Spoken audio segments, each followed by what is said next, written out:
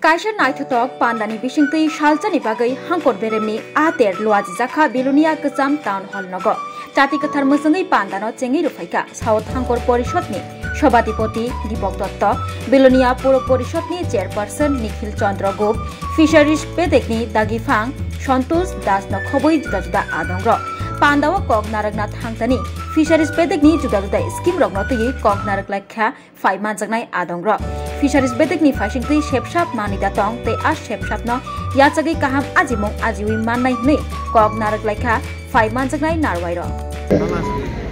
আমাদের এই যে প্রেক্ষাপট ডিস্ট্রিক্ট লেভেল যে মেলা এটা একটু আমি আপনাদেরকে বলতে চাই ডিস্ট্রিক্ট লেভেল মেলাটা কেন আমরা অর্গানাইজ করছি ডিপার্টমেন্ট এর মূল উদ্দেশ্য কি আপনারা জানেন আমাদের ত্রিপুরা রাজ্যে আমাদের লেটেস্ট যে সার্ভে হয়েছে এই বছর এই সার্ভে অনুযায়ী আমরা 3 বছরের বাচ্চা পর্যন্ত আমরা যদি বাদ দিই বাকি লোকগুলিরে 100 হিসাবে ধরলে 99 জনের বেশি মানুষ মানে 300 জনে একজন বাদ 299 জন মানুষ মাছ খায় আমাদের শরীরের প্রোটিনের যে চাহিদা এটার অধিকাংশই আমরা বাঙালি এবং ত্রিপুরাতে যারা জনজাতি আছে আমরা মাছের উপর নির্ভরশীল আমরা ত্রিপুরাতে প্রত্যেকজন লোক গড়ে 28 কেজি মাছ খাই বছরে সেই হিসাবে আমাদের মাছের চাহিদা 1,17,000 মেট্রিক টন এটা 23-24 এর পরিসংখ্যান 1,17,000 এই 1,17,000 মেট্রিক টনের মধ্যে আমাদের প্রোডাকশন হচ্ছে 86,000 মেট্রিক টন 31 থেকে 31,500 মেট্রিক টন আমরা আমাদের ঘাটতি গত বছর আমরা এই 31,500 মেট্রিক টনের মধ্যে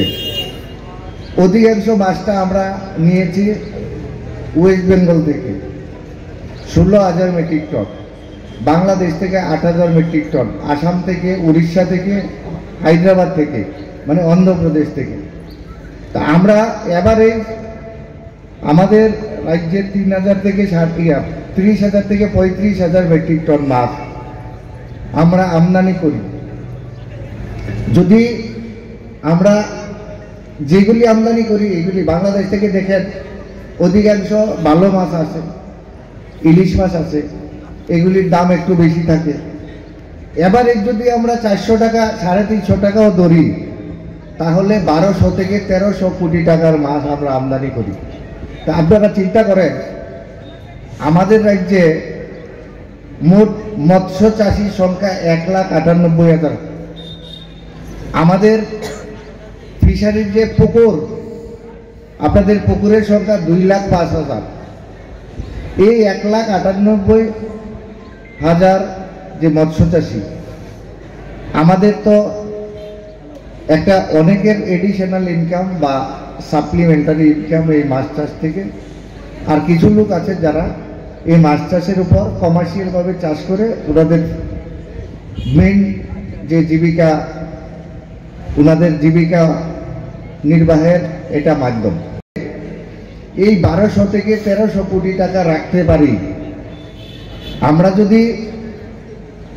এই 86,000 মেট্রিক টনের প্রোডাকশনটাকে বাড়িয়ে আমরা 1,17,000 নিয়ে যেতে পারি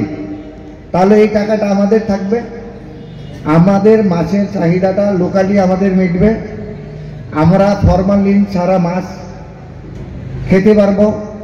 যাতে করে মানুষের জীবনের এবং শরীরের বিশেষ করে বাচ্চাদের কোনো ঝুঁকি না থাকে ঝুঁকিতে না পড়তে হয়